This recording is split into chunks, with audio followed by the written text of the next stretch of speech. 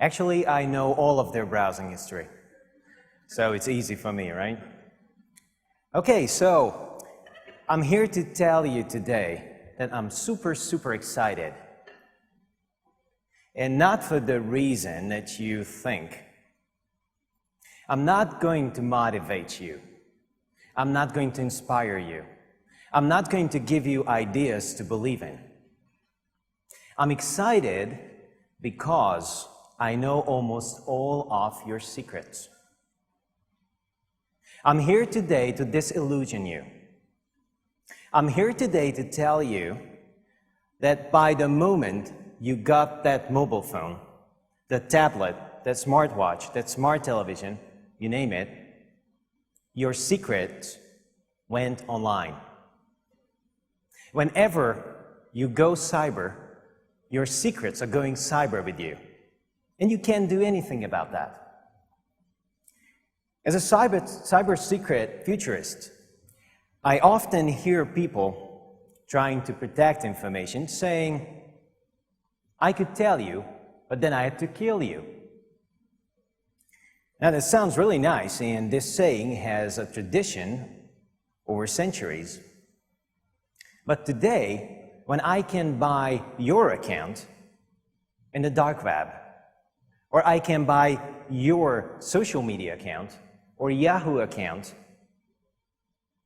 on the internet for less than $1, or I can even buy hundreds and millions of accounts for a few dollars in dark web, I think we should change this saying. And it's something like, before I can tell you, I have to kill you. But obviously, that's not really beneficial from the human race point of view. And I'm a humanist, so I really would like people to live. So probably we should change our point of view and find alternatives to that killing each other method if we want to live more.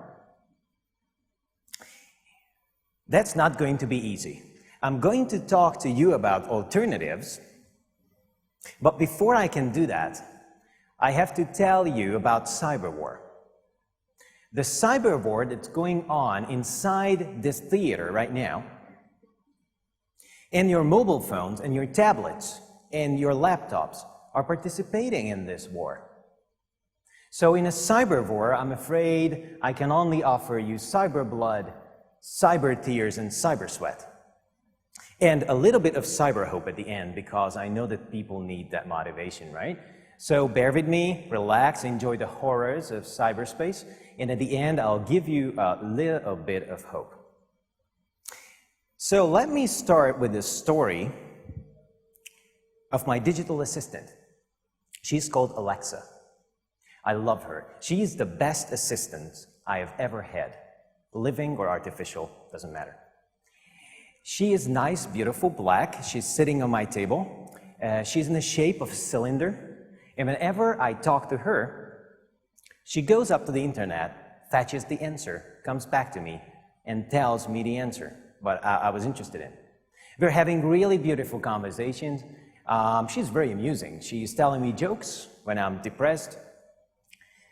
But she has a super creepy habit. During the night, whenever her name comes up in a conversation, either on the phone or a real conversation, the next door, in the bathroom, she starts talking to me from the darkness of my living room because she believes that I'm talking to her. It's super scary, I have to tell you. Because she's doing voice recognition on my voice all night, all day. And then when I realized this, I immediately knew that I brought a surveillance station in my home that works all day, all night, and listens to every corner of my apartment. And this is exactly what your smartphone, your smartwatch, your smart device is doing today.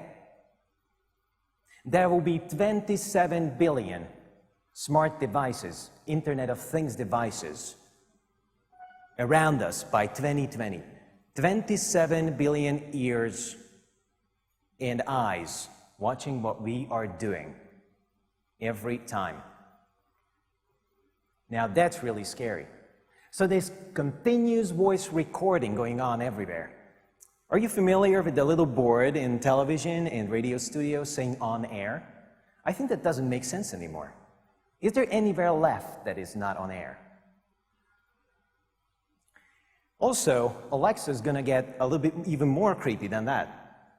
I've heard that Google, her master, her vendor, has a patent of holographic projection.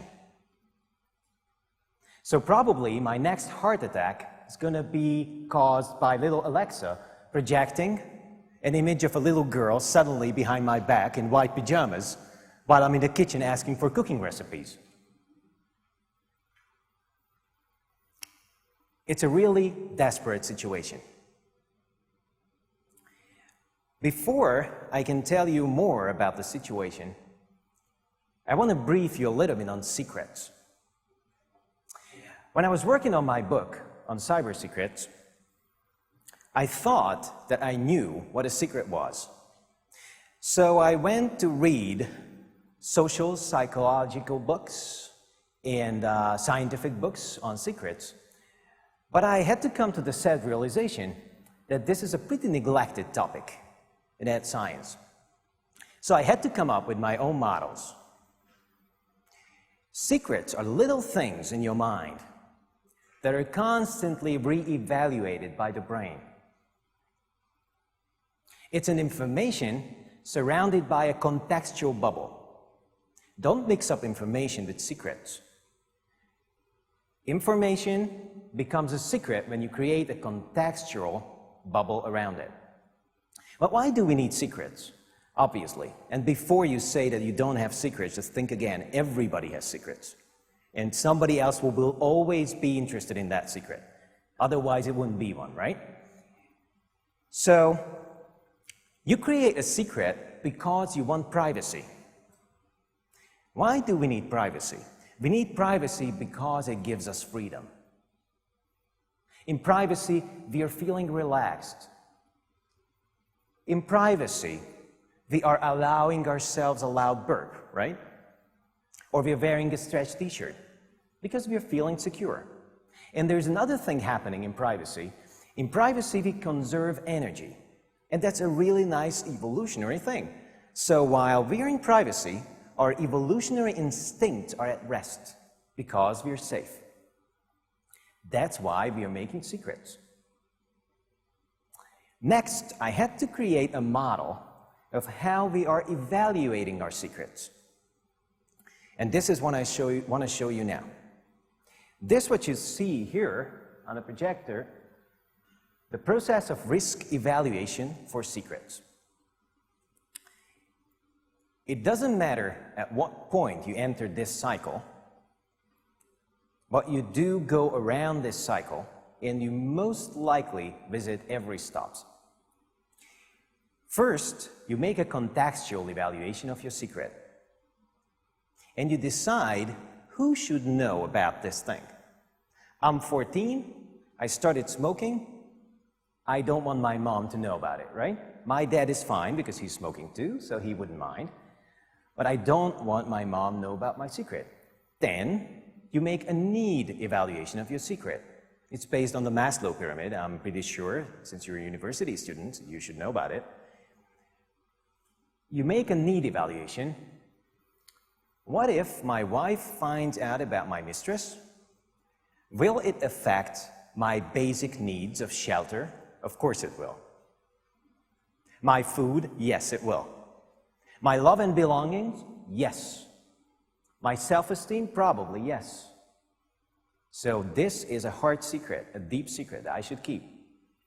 Then you move on and start a norm evaluation. It's pretty complex, but this is what you're doing every time you're assessing your risks. A norm evaluation is very interesting. There are all these kind of different norms. There's a religious norm. There are laws and regulations. Our society and our group dynamics are creating beautiful norms that are surrounding us.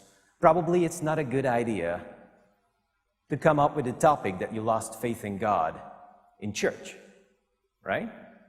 Because that norm, that religious norm, would not allow you to do that. So when you're done with all that evaluation, you put your risk and your secret into this personal and organizational evaluation phase. This is a nice coordinate system. And what it tells you is really interesting. When my secret gets out, will it be problematic or unpleasant? If it's rather problematic, for example, murder, which I think we can agree is a pretty problematic issue, then probably you have a black secret. But on the organizational level, if you're a manager at a company, a major downsizing plan is also something that you want to keep as a secret, because if it gets out, it's going to be really problematic. Not before Monday, of course. If your secret is more unpleasant, if it gets out, like embarrassing or tragic, then you probably have a white secret. For example, you're not cleaning your office, and it's a big embarrassment. You don't want anybody to know about that. Everything between white and black secrets are gray secrets. Now that you know what a black secret is, we should try a little bit of trust play here. I want you to think 4 of your deepest, darkest black secrets.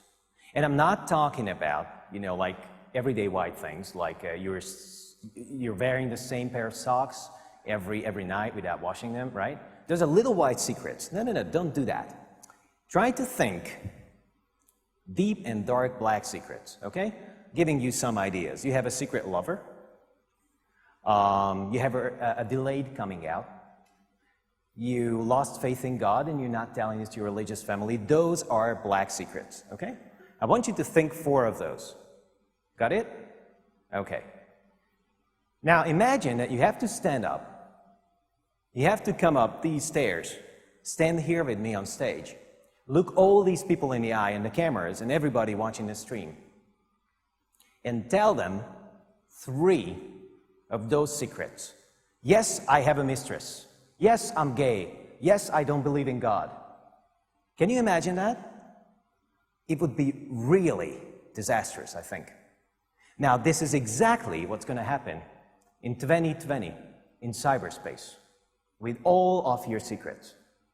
75% of your sensitive data that is online now, you will not be able to protect by 2020. I think our society is not ready for that shift in paradigm. We will simply not be able to handle that. Okay, fine. You can ask me the question, why we are not able to protect our secrets?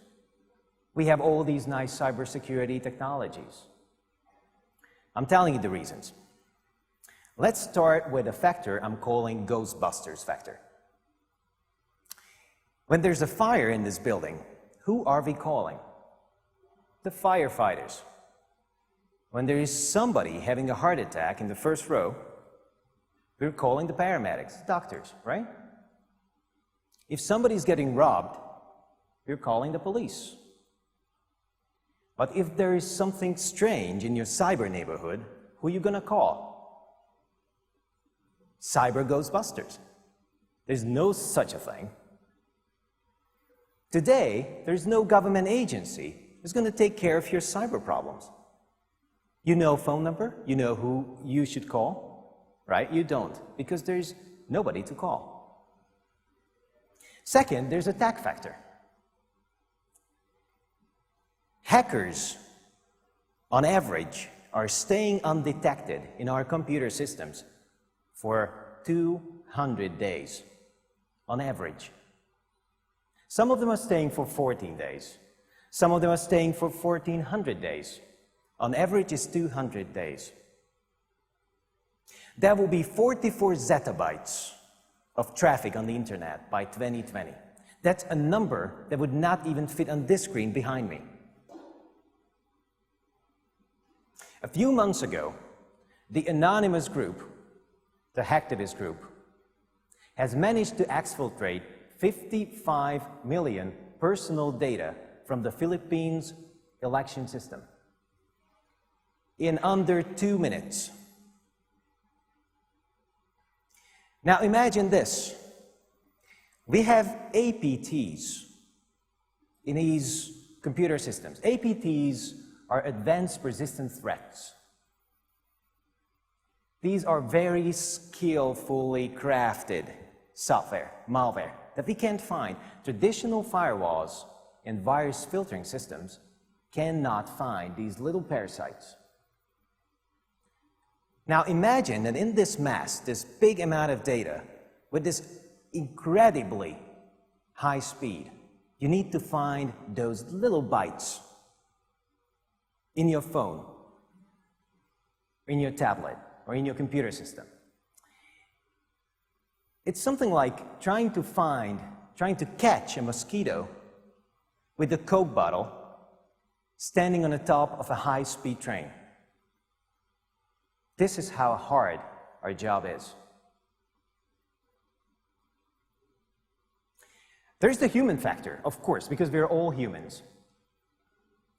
I don't know if you realize, but today everybody here is living a life of a Renaissance prince. If we feel like we want to get a hot bath, it's very easy. We just open the tap. If we want to listen to music, we don't even have to wait until the musicians gather in the courtyard, right? We just download the music. But we have a lot more than the Renaissance prince had. We got a lot of secrets. Increasingly big amount of secrets automatically generated at every time we leave a digital footprint in cyberspace. And there's something that we don't have, that the prince had. We don't have advisors. We don't have advisors called secretists. That was a profession in the old times, secretists, who would tell us what to do with our secrets. So probably, when somebody is asking us the difference between strictly confidential and top secret, we don't know the answer. Cybersecurity specialists like me, we're trying to teach you that, but obviously you would not remember, because people are not like this. I've never heard my dad saying that, son, your mother's birthday present is a strictly confidential information with restricted access, right? We're not saying that. We're saying simply that that's a secret.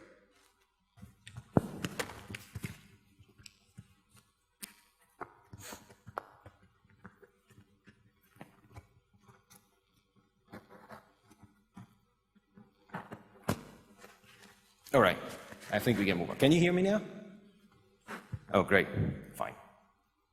Probably it's Alexa again, I don't know. She's playing that game with me all the time. I get a feeling that she's listening to me every time, all around the place. So, there's another problem. Do you know Edward Snowden? Hands up. You know him? Who knows him? All right, I see a few hands. All right, okay. He was the guy who leaked all the documents from NSA, the American NSA, because he believed that the NSA is doing massive surveillance on the American people. Now, actually, after the Snowden leaks, people don't really trust government anymore. And we have serious issues with that. You can't change your government, right? You don't have an alternative service provider. Also, there are problems with the definition of hackers. The image of a young little spotty kid living in the basement and thriving on mom's donuts, right? Hacking the system when there's no good television program, all right? But this is not the case anymore. Our little spotty kid has grown, and now he joined cyber criminals that are making $20 to $30 million per ransomware campaign. Or probably he is with Anonymous now, a hacktivist group. Or probably he joined the military of the Chinese army they got 30 to 40,000 hackers, and they are all hunting for your secrets. They're online. All right, I think it's enough of scary stuff, and let me deliver you the cyber hope that I promised. There are good people like me, cybersecurity professionals, and they are working really hard. And if you haven't guessed it by now, this whole environment keeps us really busy. There are 40 areas predefined by security people and actively used and practiced by Hungarian Telecom and T-Systems are working for, but I'm not researching. They even have an SOC, a Security Operations Center, where 24/7 people are trying to catch hackers and people making illegal things. Probably they're going to be the next cyber Ghostbusters, right? But that's not going to be enough. So I'm proposing something different, and that's really bad news for humanists. We need more machines. I'm sorry to say that. Since you cannot protect your own secrets, you're unable to do that. We need more machines. On level 1, we're going to have machines on every smartphone that will try to protect our secrets for us, that will prevent us from spilling the beans. Just imagine an email client, an email system, that would warn you before you're sending the wrong email to the wrong people. On level 2, I'm sorry to say that, we're gonna need artificial intelligence. Well, that artificial intelligence will know a lot about us. Actually, I think it will know us better than we do. We'll assess all of the risks and secrets that we have. But it will do another thing too. Whenever we participate in any criminal activity or even terrorist activity, it will record all the digital evidence that we're leaving behind. But it will not tell the authorities just yet. When authorities like law enforcement or anti-terrorists, they're coming with a search warrant for that specific device, all that information related to the case that they're working on will be handed over to them, but nothing else. Not our naked pictures, not our deep secrets, not our sensitive issues. Probably, that's going to be the first time in human history when machines are going to resolve the very human dilemmas that we cannot solve among ourselves. But before that, I'd like to leave you with one important thought. The cyber secret paradigm is shifting, and we can't do anything about it. Everybody has secrets. You have to remember that. So, please remember that companies and people don't have information. They don't have data, because what we all have are secrets. Thank you.